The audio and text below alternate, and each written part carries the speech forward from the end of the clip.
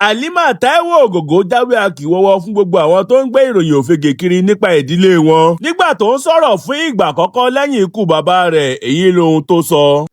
Àfi kí Ọlọ́run gbà wá lọ́wọ́ àrùn jẹjẹrẹ tó ti sọ ara rẹ̀ di àìsàn ojoojúmọ́ láwùjọ wa báyìí o. Ìdààmú mà ti tún bẹ́ sílẹ̀ lágbo òṣèré wa lẹ́yìn tí àgbà òṣèré míì tún jáde sọ̀rọ̀ pé àrùn sẹ́tọ̀sẹ́tọ̀ tí olóyìnbó ń pè ní prostate enlargement pẹ̀lú ìbẹ̀rù pé bóyá ó ti di jẹjẹrẹ asẹ́tọ̀ ìyẹn prostate cancer ń bá òun fínra. Lẹ́yìn ọjọ́ díẹ̀ tí àrùn jẹjẹrẹ ṣekú pa àgbà òṣèré ilẹ̀ wa Taiwo Hassan Ogogo, èyí sì lohun tí àgbà òṣèré náà ṣe lálàyé. Ẹ farabalẹ̀ kẹ́ ẹ wá nǹkan fìdílé kẹ́ ẹ gbọ́ àkójọpọ̀ ìròyìn náà lẹ́kùnrẹ́rẹ́.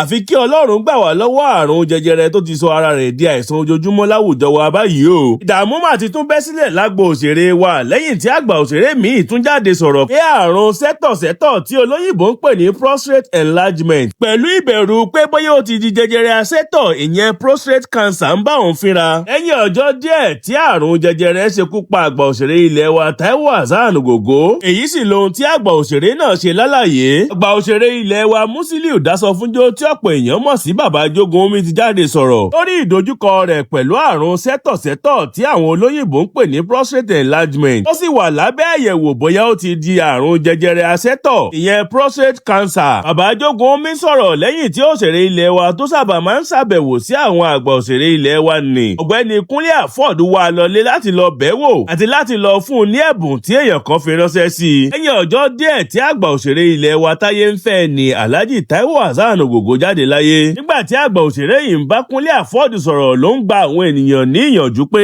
àfi kí wọ́n máa kíyèsí gbogbo àmì àti ìyàtọ̀ tó bá jẹyọ lára wọn, nítorí pé ó ṣeé ṣe kí ohun tó ṣe òun yìí má burú débi tó burú dé lónìí. Tóun bá mọ̀ tóun sì tètè kọbi ara sí gbogbo àmì àti ìyàtọ̀ tí òun rí lára òun. Nínú ọ̀rọ̀ rẹ̀, àgbà òṣèré yìí ṣàlàyé pé ohun tí òun kọ́kọ́ ṣàkíyèsí ni pé tí òun bá fẹ́ tọ̀ níṣe ni ìtọ̀ òun máa ń fọ́nká dípò tó fi máa lọ tààrà bó ṣe máa ń lọ tẹ́lẹ̀. Ó sì lè débi pé òun máa ń nílò láti jókòó nígbà míì nítorí àti darí ìtọ̀ òun síbì kan máa ń nira. Àgbà òṣèré yìí ní ṣùgbọ́n òun ò fúnra tàbí fi bẹ́ẹ̀ kọbi ara sí i nítorí òun ò tiẹ̀ mọ̀ pé irú àrùn bẹ́ẹ̀ á máa ṣe ni. Báyìí ní bí eré bí àwàdà àti ìtọ̀ wá dogun fún òun nítorí sẹ́rẹ́sẹ́rẹ́ báyìí ni ìtọ̀ òun máa ń jáde.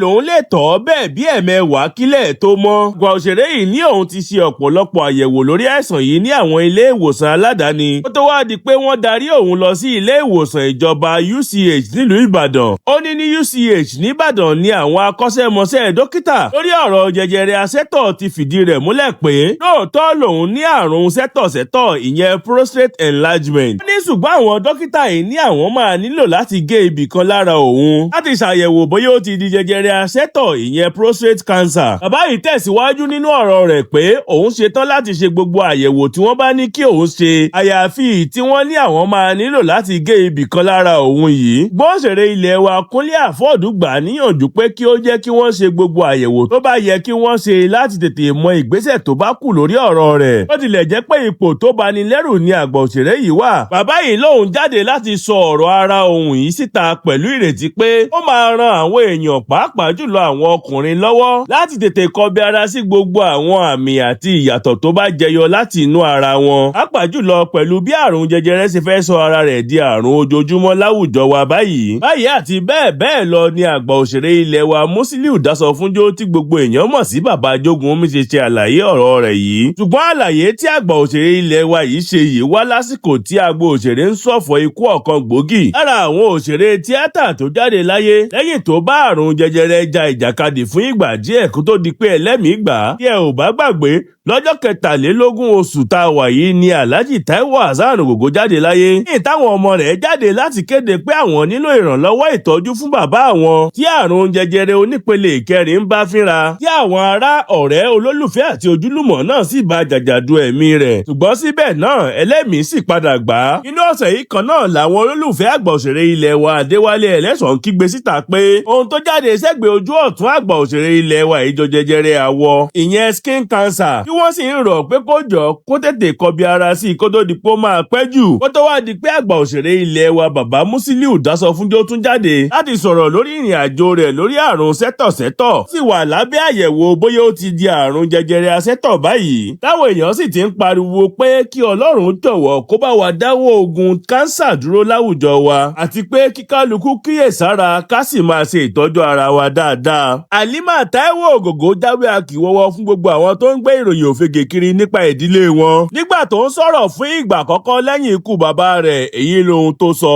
ọ̀kan lára àwọn ọmọbìnrin àgbà òṣèré ilé wa tó jáde láyé láìpẹ́ yìí ni Alhaji Taiwo Hassan Ogogo tí orúkọ rẹ̀ ń jẹ́ Lima Taiwo tí gbogbo èèyàn mọ̀ sí Lima Taiwo ti jáde sọ̀rọ̀ lórí àwọn ìròyìn òfegè kan tó bẹ̀rẹ̀ sí ní káàkiri orí ayélujára látìgbà tí àgbà òṣèré yìí ti jáde láyé. ó sì rọ àwọn tó ń gbé ìròyìn yìí jáde kí wọ́n jọ kí wọ́n jáwọ́ nínú rẹ̀. tèbí lọ́jọ́ kejì táwọn ẹbí ará ọ̀rẹ́ àti ojúlùmọ̀ filẹ̀ bo Alhaji Taiwo Hassan láṣìírí làwọn kan ti bẹ̀rẹ̀ sí ní gbé ìròyìn òfegè kan káàkiri orí ayélujára pé ọmọ obìnrin àgbà òṣèré ilé wa tó jọ bàbá rẹ̀ bí ìmúmu tó tún súnmọ́ pẹ́kípẹ́kí nì Shakirat Taiwo táwọn èèyàn mọ̀ sí Kira Taiwo ti bímọ ọkùnrin làǹtìlanti. táwọn èèyàn sì bẹ̀rẹ̀ sí ní dunnú tí wọ́n ní àgbà òṣèré yìí jẹ́wọ́ ara rẹ̀ gẹ́gẹ́ bí Ògògó lóòótọ́. bẹ́ẹ̀ ni wọ́n bẹ̀rẹ̀ sí ní pín ìròyìn yìí káàkiri orí ayélujára bí iná orí láti tu àwọn olólùfẹ́ àgbà òṣèré yìí nínú pé ìròyìn ayọ̀ mìíràn ti tún jáde láti ìdílé rẹ̀. àfi ìgbà tí Lima ọmọ Ògògó jáde sórí ìkànnì ayélujára Instagram rẹ̀ tó sì kéde pé irọ́ lásán àti ẹ̀tàn ni ìròyìn táwọn èèyàn fi ń tu ara wọn lọ́kàn nípa ikú àgbà òṣèré yìí. nínú àtẹ̀jáde kan tí Lima gbé jáde sórí ìkànnì ayélujára rẹ̀ ló ti kọ báyìí pé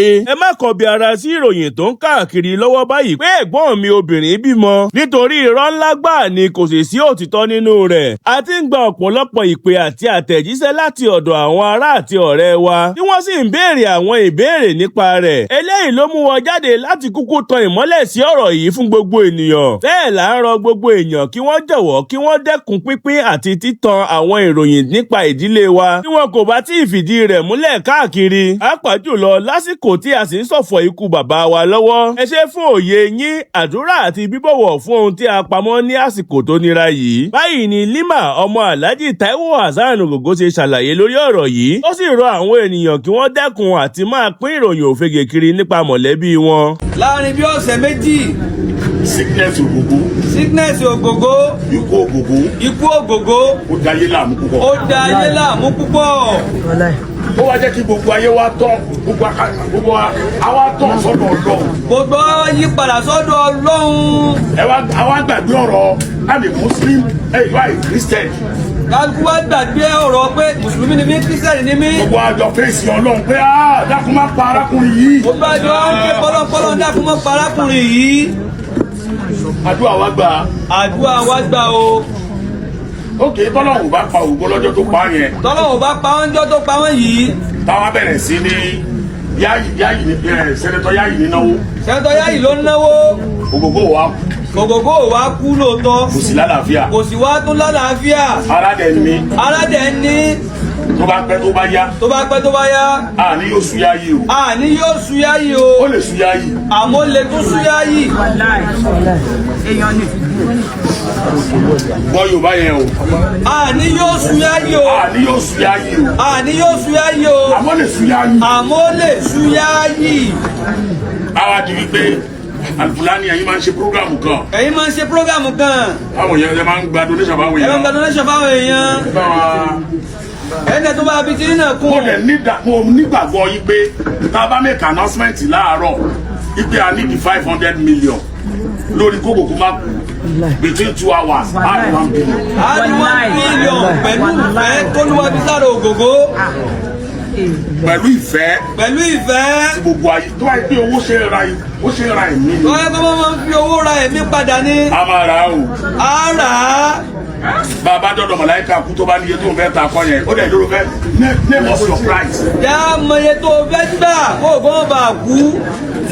but gbogbo ẹ̀ náà Ọlọ́run fi kú bò láṣìírí ni. Ọlọ́run fi kú bò Ògògó láṣìírí ni. Ọlọ́run jọ̀ọ́ bá wa ṣàlékún ìkẹ́. Olúwa ló bá ṣàlékún.